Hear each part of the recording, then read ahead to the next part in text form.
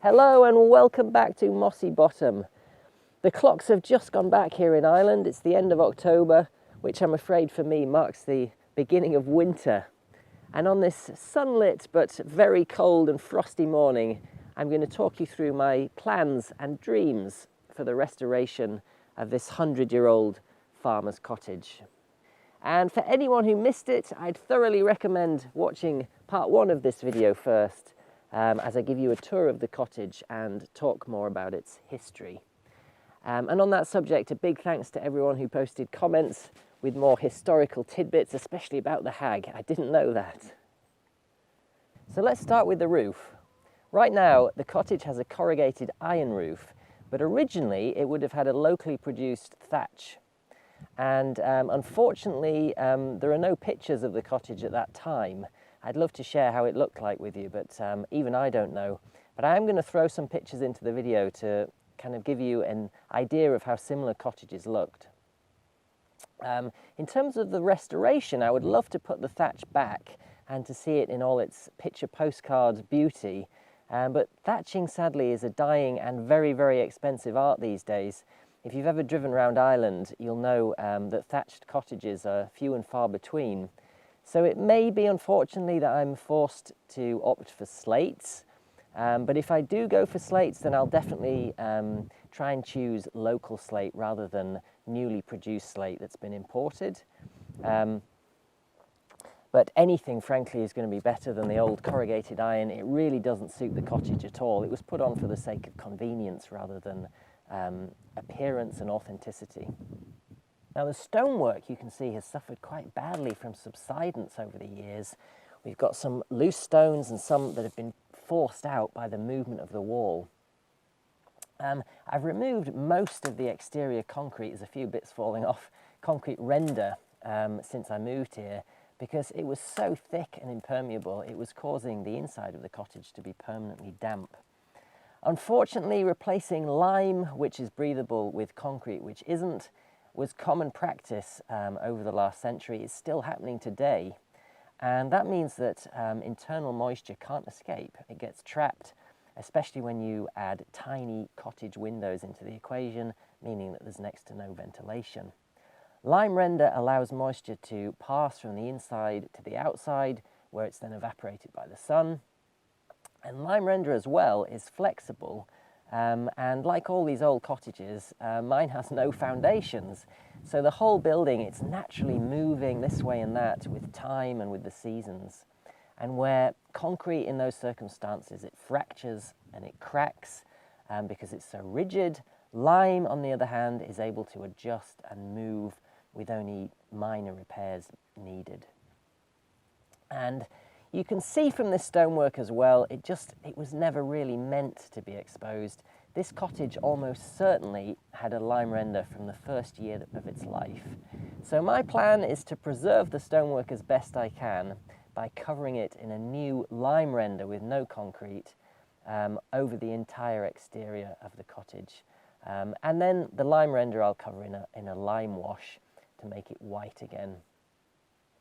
In terms of insulation, I'm currently researching hemp, and hemp can be added to the lime render to increase its insulative value quite significantly. It's a good example, I think, of mixing the very new building technologies with the very old. So moving inside, and still on the subject of render, what I don't want to do is dry line the internal walls, i.e. create a cavity with stud walls covered in plasterboard. And from everything I've read and been told by people experienced in restoration, that is a surefire recipe for damp. And not only that, but it would also reduce the already tiny internal footprint to be even tinier. So my plan, instead of that, is to leave the internal stonework exposed, because frankly to me, it's beautiful. I love it. Especially the sort of natural curves and undulations which are formed as the cottage has moved over the decades. I will, of course, clean it, repair it, and repoint it. So the floor is going to be a huge job. At the moment, all it is bare, compacted earth, which, of course, is a terrible insulator. My plan is to use a type of insulation called leaker, LECA, which is a kind of clay ball aggregate.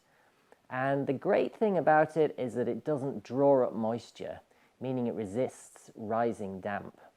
And in an area like this with very high rainfall and a heavy clay soil, that's quite important. On top of that, I'll put a lime screed or base, and then maybe, if I can afford it, some underfloor heating as well. Now, the roof is where a lot of heat is lost, so it does make sense to insulate it. And of course, it wouldn't traditionally have been insulated at all. The problem is, most modern rock wool or foam type insulation is designed for modern concrete houses with impermeable walls. It just doesn't breathe. So I'm hoping to line the ceiling with a contemporary version of that most natural of insulations, sheep's wool, which is made these days into a sort of modern rolled up type of insulation that you can pack between the beams of the roof. And of course, it's a lot more expensive than plastic-based insulation, but for an old lime-rendered stone cottage like this, I think it's the perfect choice. The windows, as you can see, are the original handmade wooden sash windows, now covered in cobwebs and dead bees and bits of plaster and all sorts of other funky stuff, but still beautiful, I think. And each one a different size to fit the space. Due to years of neglect, of course, the windows have basically been reduced to powder in many places. That they're beyond repair, sadly, so will need to be completely replaced. And one of the most unfortunate things that you tend to see with these cottages when driving around is that the old windows are replaced by huge, great plastic double glazed windows or triple glazed windows, so the aperture has to be widened to fit the window in. And while I can sympathize with the desire to bring in more light, I think large windows on these low stone walls and tiny cottages, they just look completely out of place and destroy the character and proportions of the cottage.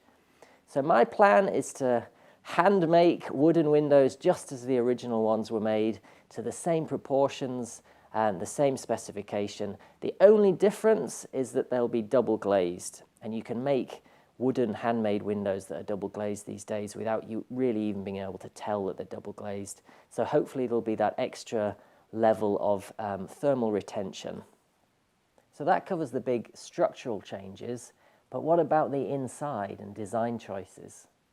Well, as I mentioned in the previous video, the cottage was originally divided into 3 rooms. And broadly speaking, that's what I want to do again, but with a few key differences. As you come in through the front door, the central room will of course be the kitchen. It's the biggest room in the cottage by far, accommodating a small table, worktop, and a lovely Aga, I hope, if I can get one, where the old hearth used to be. The alcove, or hag, as it was called, thanks for telling me that in the comments, is going to become a pantry. It's a north-facing wall, this, so it stays very cool. I think it's perfect for a pantry. So the biggest difference is that there'll be no ceiling here. It'll be entirely open plan up to the roof. I'm going to completely remove all these old joists that are redundant basically since the new roof was added. You can see they're not even connected to the new roof panels. So I can remove those entirely to open up the roof. And then once I've done that, I can, on the south-facing slope of the roof, I can add skylights. My plan is to have 4 fairly large skylights all on that side, so they're going to get maximum sunlight. And that's going to bring in so much light from all angles as the sun moves across the sky during the day. So next to the kitchen right here, there'll be a half-height dividing wall with the top left open so that light from all of the roof windows is shared between the different rooms. And on this side of the divide will be the bedroom. It won't be huge, but the thought of living in a large space has never really appealed to me anyway, so a nice cozy little bedroom is perfect. And on this side of the kitchen will be an open plan living area with hopefully a little bathroom, or rather a shower room, as a bath certainly won't fit in there, partially dividing the two rooms.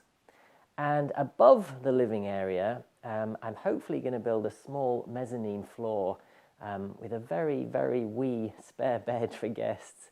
And maybe if I can squeeze it in, a desk too, looking forward out over the land through that south-facing attic window. And all four of the windows are going to be open. So if I were to stand here in the kitchen, then light from each of those four attic windows could potentially reach me, meaning it's going to be very light and open, and there's going to be lots of ventilation as well. So I'm definitely going to keep the surviving chimney breast and this old fireplace.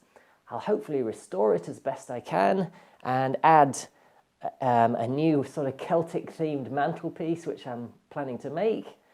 But in terms of burning fuel for heat, open fires like this are just terribly inefficient. Most of the heat ends up going up instead of out into the room. So my plan is to buy and install a nice new heat-efficient wood-burning stove in its place. Now, a lot of you posted comments in the last video about this old wooden chair, saying that I should put it to good use. I need to give that some thought. I'm certainly not going to throw it out, though. It has a lot of character, and it's part of the history of the cottage. But what I am hoping to do is build all the furniture for the cottage myself. It's something I have quite a bit of experience doing. Hopefully using boughs from my own trees as much as possible, of which I've already plenty seasoning in my wood store. So that's going to be one of the most fun projects involved in the restoration, making all the table and the chairs and all the new furniture that can go in it. One of the things that people ask me quite a lot in the comments for the last video is whether there's electricity in the cottage. And as you can see from the pretty archaic electricity meter behind me, yes, there is, but I suspect that's been here for at least 50 years, possibly even longer. It's certainly not usable in its current state. It needs to all be ripped out and completely replaced.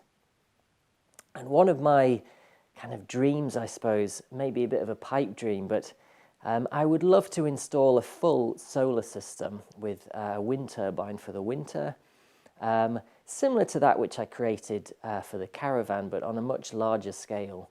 And as you know, there's also no mains water supply to the cottage. There's no well either. So my hope is to create a rainwater collection and purification system, because the one thing we're never short of here in Ireland is rain. What I would truly love one day is for this cottage to be almost entirely self-sufficient, providing its own electricity from the sun and the wind, its own water from the rain, its own heat from the wood growing from trees locally and from these thick stone walls that help to retain and trap that heat, and its own nourishment from the land on which I can grow food. That's the dream. The sun is still shining, believe it or not, so I've come outside to film the final part of this video. And I wanted to address some of the comments that you guys made after the first part, particularly that I should either knock the cottage down entirely and start again, or use it as a storage or an animal area and build a new house somewhere else on the site. Now, I know that most of these comments were made with the best of intentions, and I think they mostly came from builders or people who have an understanding of the work, the time and the costs involved in restoring a building like this. I should say as well that I've already spoken to a few builders and a restoration specialist as well, and I know that it is going to be very costly, take a lot of time and be a huge amount of work. The problem is, I love the cottage. I love that it's imperfect, that bits are falling down, that each stone in these walls was put here 100 years ago and tapped into place by someone's hand. I love that it's a bit knackered and all the character and charm that comes with that. And And I think it's kind of very sad that so many of these old cottages are just knocked down, and the footprint is then used to get planning permission for a modern concrete house made of breeze blocks, which has no history or character, and the like of which exists in every corner of the country. It would, I'm told, be cheaper to do that, and certainly a lot quicker, but it would, I think, be disrespecting a part of the history of this land, however small that history may be, and I don't want to do that.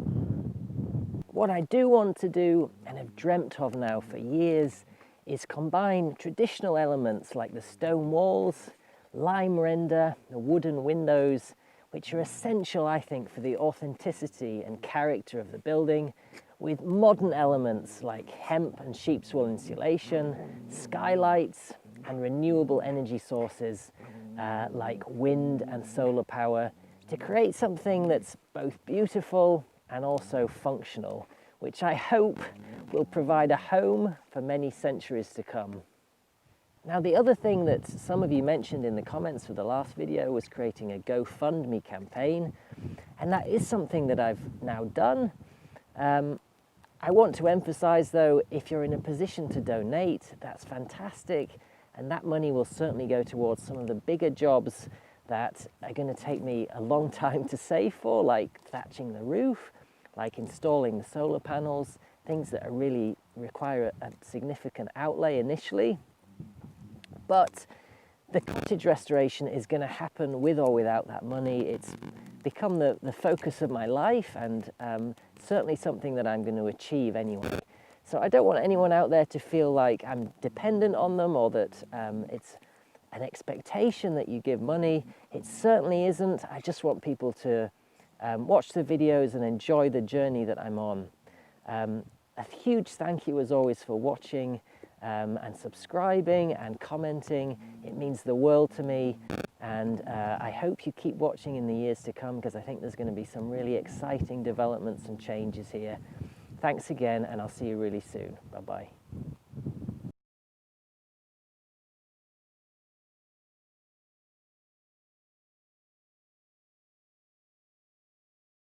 At the moment, it's bare, compacted earth. That was definitely him.